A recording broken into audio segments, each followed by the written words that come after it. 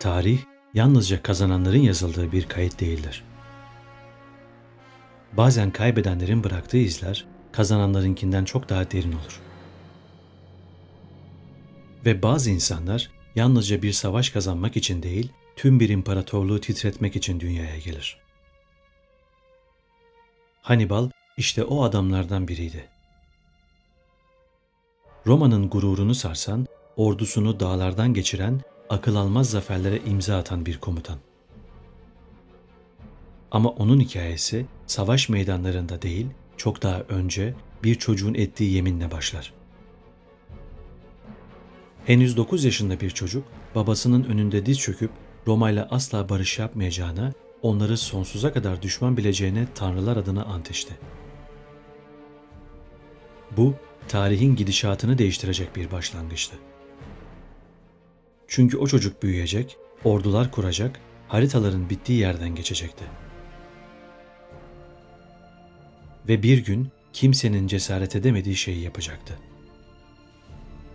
Savaş filleriyle birlikte Alpleri aşarak Roma'ya yürüyecekti. Hannibal sadece bir askeri dehayı simgelemiyordu. Kararlılığın, öfkenin, zekanın ve inancın sınırlarını zorlayan biriydi. Daha çocukken halkının yıkılışına tanıklık eden ve bunu asla unutmayan bir adamın intikam yürüyüşü. Kartaca'nın sessiz limanlarında başlayan bu yolculuk Roma'nın kapılarına kadar uzanacaktı. Ve bu yol kanla, buzla ve kemikle örülecekti. Peki nasıl oldu da bu adam binlerce askeri ve onlarca filiyle birlikte geçilmez denilen dağları geçti? Roma'nın en kalabalık ordularını sayı üstünlüğüne rağmen nasıl yerle bir etti? Ve neden zaferin eşiğindeyken Roma'ya son darbeyi indirmedi? Şimdi antik tarihinizin de tarihin en sıradışı komutanlarından birinin attığı bu cesur adımların izlerini takip ederek geçmişe doğru yolculuğumuza başlıyoruz.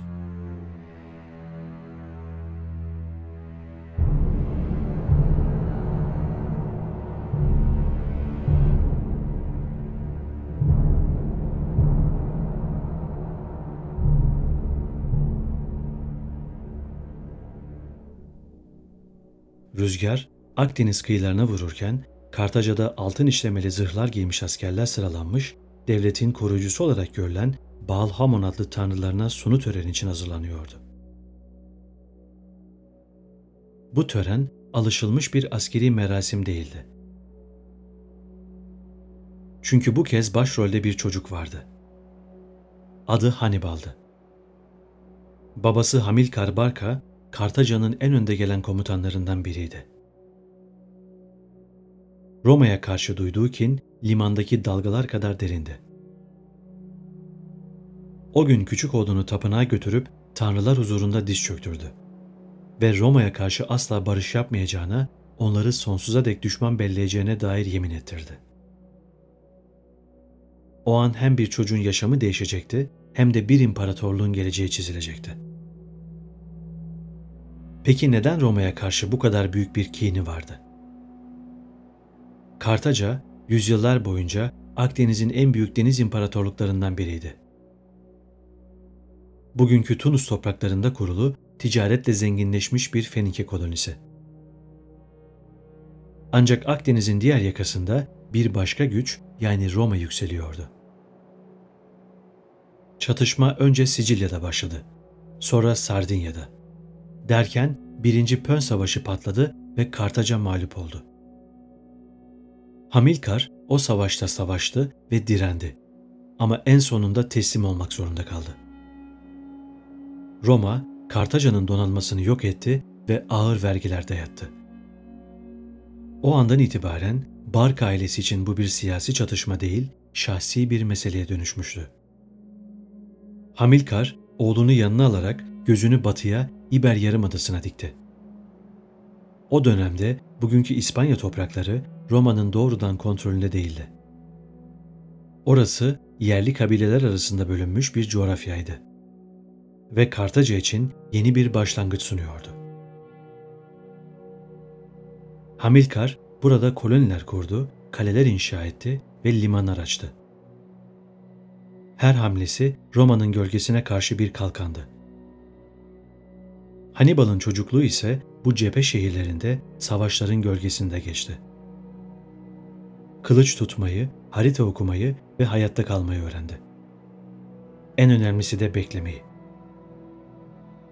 Babası bir çatışmada öldüğünde komutayı önce eniştesi aldı. Ardından henüz 25 yaşında olan Hannibal, Kartaca ordusunun başına geçti. Bu öyle bir sıradan devir teslim değildi. Askerler onu Barka'nın oğlu diye tanıyor, kutsal bir bağlılık duyuyordu. O da onlara cesaret ve akıl sunuyordu. Artık Roma'nın düşmanı olmak için yetişmiş bir savaşçının zamanı gelmişti. İberya'da Roma'ya sadık kalan tek şehir Saguntum'du. Stratejik konumu sebebiyle Roma'nın doğrudan koruma altında tuttuğu bu şehir Hannibal'ın ilk hedefi oldu. Bile bile Roma'nın savaş nedeni sayacağı bir adım atıyordu. Yaklaşık 60 bin kişilik bir orduyla Saguntum kapılarına dayandı. Kuşatma uzun sürdü. Kaynaklar 8 aydan fazla sürdüğünü yazar. Şehir inatla direndi. Roma ise doğrudan müdahale etmedi.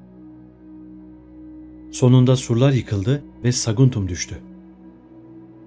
Hannibal, Roma ile savaşın fiili başlangıcını çoktan yapmıştı. Roma senatosu ayağa kalktı. Bu bir savaş ilanıydı artık. Hannibal işte o noktada tarihi değiştirecek o büyük kararı verdi. Roma'ya yapacağı saldırıyı kimsenin beklemediği bir yerde Roma'nın kalbine kadar inerek İtalya'da yapacaktı. Roma, Hannibal'ın Kartaca'nın daha önce kullandığı geleneksel deniz rotasını izleyeceğini ve Akdeniz üzerinden geleceğini düşünerek limanlarını savunmaya hazırlamış ve donanmalarını konuşlandırmıştı. Ama Hannibal, beklenen yolu değil, kimsenin cesaret edemediği o imkansız rotayı seçecekti. Ordusunu karadan yürütecek, Pireneleri geçip Galya'dan Alpleri aşacak ve Roma'nın savunmasız kuzeyinden İtalya'ya girecekti. Böyle bir plan daha önce hiç denenmemişti. Haritalar yetersizdi. Dağlar yolları yutuyordu ve hava sertti. Üstelik yanında sadece askerler değil, 37 savaş fili de vardı. Hannibal adeta imkansızı hedeflemiş, filleri dağlardan geçirmeyi planlamıştı. Ordusu 90 bin kişiydi. Kartacalılar, Kuzey Afrikalı Numidyalılar, İberyalılar ve Keltler. Dilleri farklı, gelenekleri farklıydı. Numidyalılar, Roma'nın Akdeniz'de güçlenmesini kendi çıkarlarına tehdit olarak görüyordu.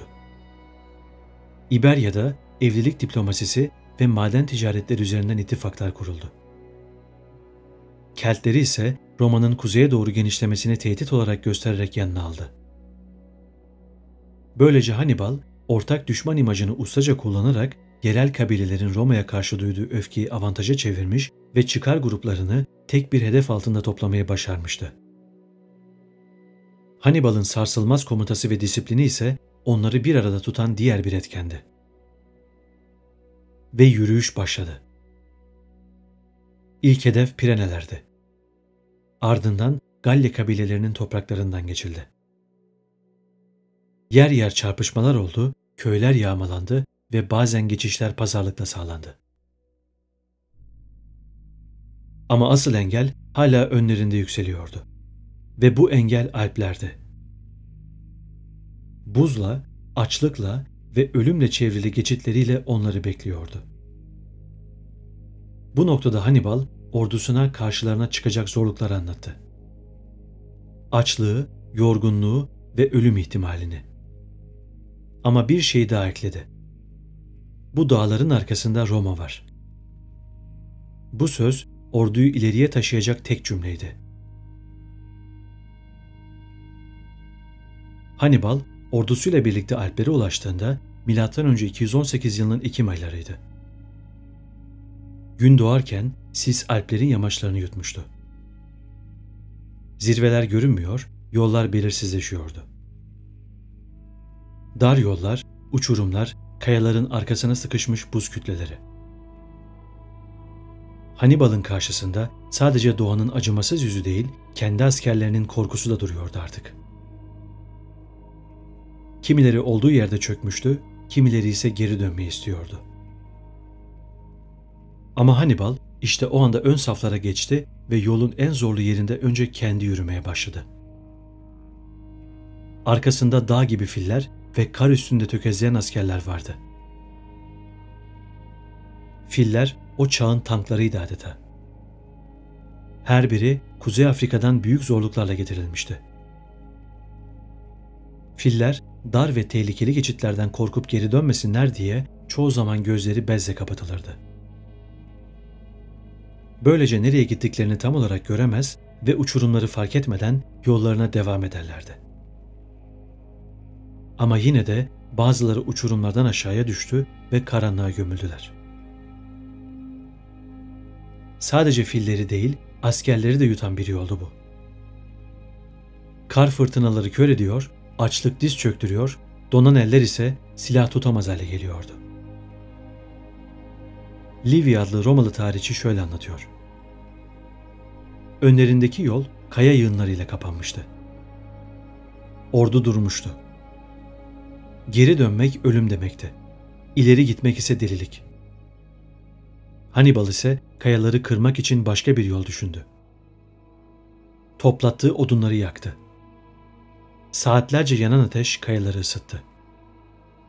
Ardından üzerine fıçılarla sirke döktürdü. Sıcak taşla temas eden asit kayayı çatlatıyordu. Bu yöntemle ilerleyebilecek kadar bir geçit açıldı.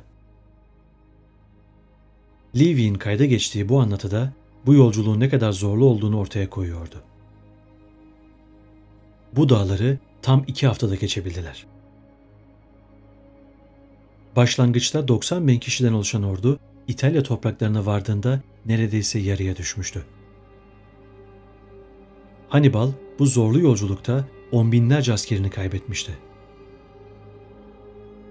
Fillerin büyük kısmı ölmüş, savaşçılar tükenmişti. Ama hayatta kalanlar Roma'ya karşı bilediği kılıcını artık daha sıkı tutuyordu. Çünkü bu zorlu yol onları sadece fiziken değil, ruhen de birleştirmişti. Roma, Alplerden bir ordunun geçeceğine asla inanmamıştı. Şehrin senatörleri, İtalya'nın kuzeyindeki küçük garnizonlardan gelen haberleri önce önemsemedi. Fakat daha sonra haberleri teyit ettiklerinde bir panik başladı. Hannibal gerçekten gelmişti. Hem de beklenenden çok daha erken ve çok daha yıkıcı bir hırsla.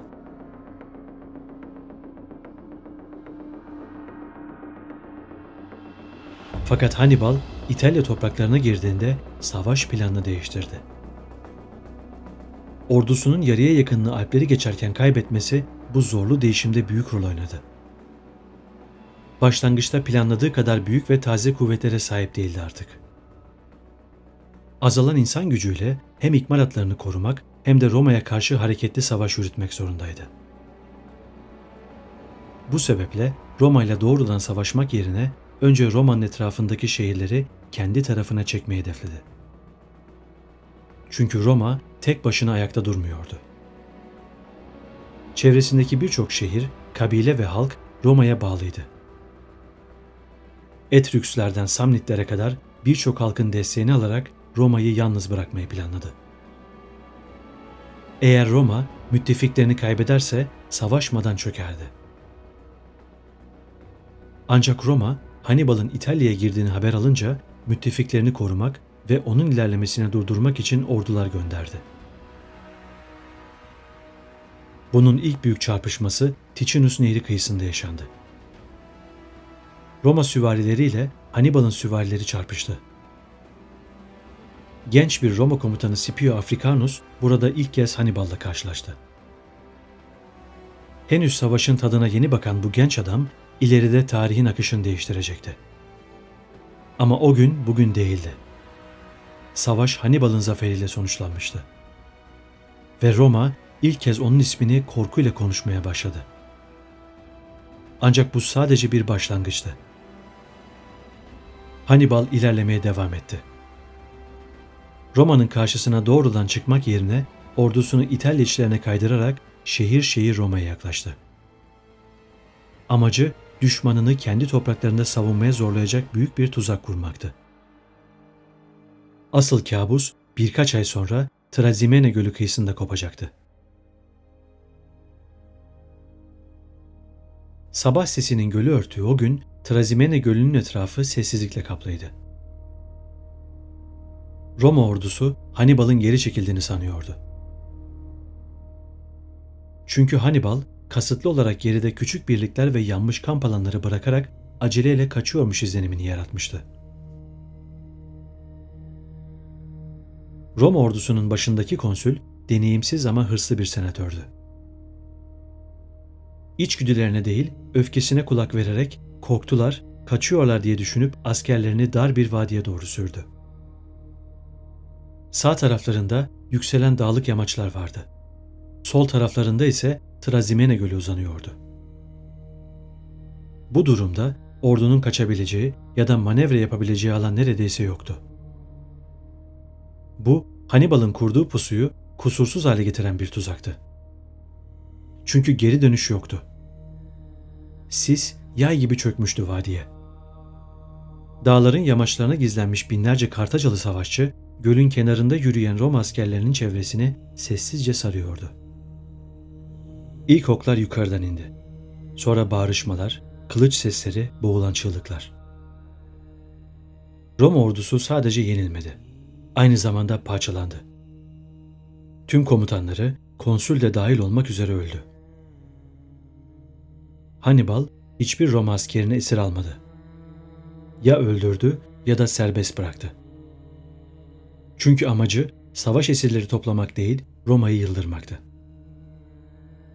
Trasimene, Roma için bir kabusa dönüşmüştü. Ama daha da kötüsü olacaktı. Hannibal, Roma'nın kendisini doğrudan yok etmek isteyeceğini biliyordu.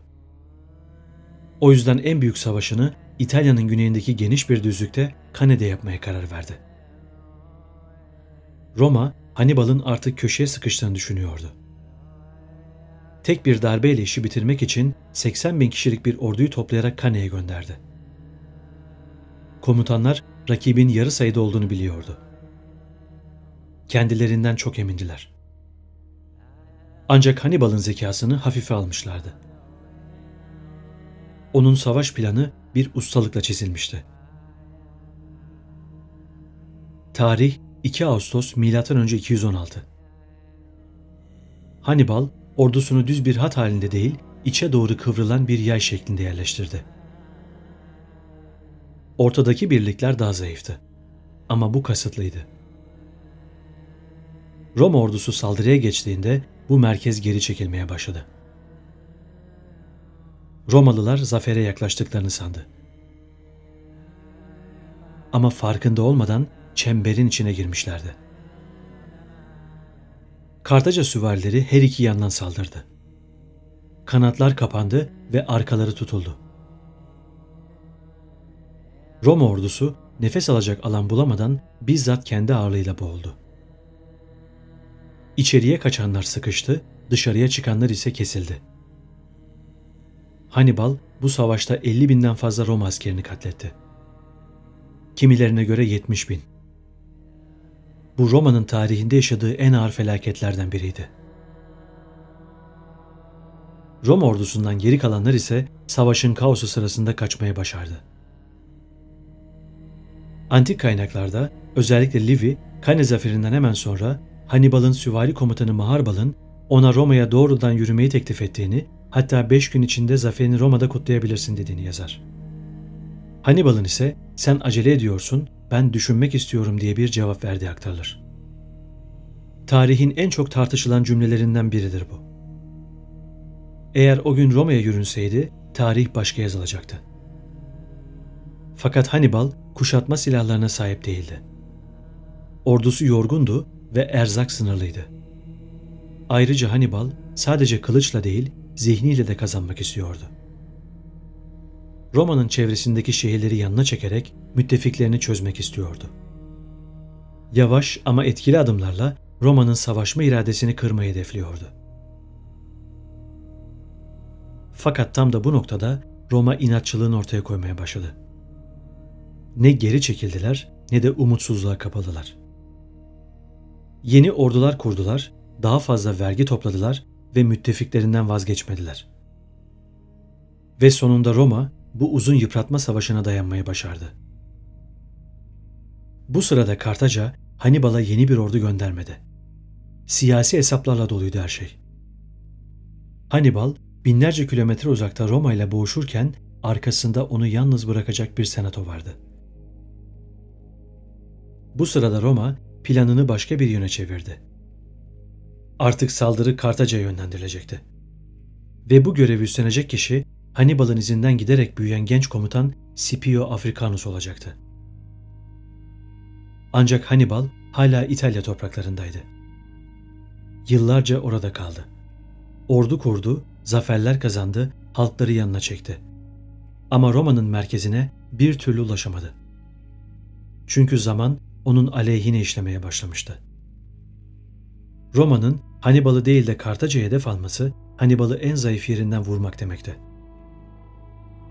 Genç komutan Scipio, kendi ordusuyla Kuzey Afrika'ya ayak basıyor, Kartaca topraklarını tehdit ediyordu. Hannibal geri çağrıldı. Yıllar süren işgal sona erdi. Fakat bu dönüş Hannibal için bir zorunluluktu. Ve her şey M.Ö. 202 yılında Zama Ovası'nda son buldu. Scipio ve Hannibal, iki büyük komutan bu büyük savaşta karşı karşıya gelmişti. Fakat bu kez Roma daha hazırlıklıydı. Kartaca süvarileri geç kaldı. Filler işe yaramadı ve Hannibal kaybetti. Yine de bu bir çöküş değildi. Hannibal düşmanın gözünde hala bir efsaneydi. Savaşı kaybetmişti ama onurunu değil. Roma ile savaşı kaybettikten sonra Kartaca'da bir süre siyasetle uğraştı. Fakat Roma onun hala bir tehdit olduğunu düşündüğü için Hannibal'ın tamamen sahneden çekilmesini istiyordu. Bu baskılar gitgide artmaya başlamıştı. Kartaca senatosu da bu baskıya boyun eğince Hannibal şehirden ayrıldı. Ve böylece sürgün yılları başladı. Önce Fenike kıyılarına, sonra Suriye'ye, ardından Anadolu'ya geçti. Pergamon krallığına karşı savaşan Britanya kralına danışmanlık yaptı. Hala savaş planları yapıyor, Roma'ya karşı mücadele veren herkese yardım ediyordu. Ancak Roma'nın gölgesi peşini bırakmıyordu. Roma senatosu Britanya'ya Hannibal'ı bize verin diye baskı yaptı. Hannibal köşeye sıkışmış olsa da yıllar önce ettiği yemine sadık kaldı ve Roma'ya teslim olmadı. M.Ö. 183'te Britanya'daki bir köyde yanında taşıdığı zehri içerek hayatına son verdi. Ölmeden önce söylediği cümle tarihe kazındı. Gelin Roma halkını endişeden kurtarın. Böylece bir ömür boyu zekası, cesareti ve inadıyla Roma'yı dize getiren adam kendi elleriyle sahneden çekilmişti. Ne bir savaş meydanında ne de zincire vurulmuş halde öldü. Kendi kaderini kendisi seçti. Arkasında taktikleri hala askeri akademilerde okutulan, adı yüzyıllar boyunca korku ve hayranlıkla anılan bir miras bıraktı. Hannibal artık yoktu. Ama Roma bile onun gölgesinden asla tam anlamıyla kurtulamadı. Bir sonraki videoda görüşmek üzere.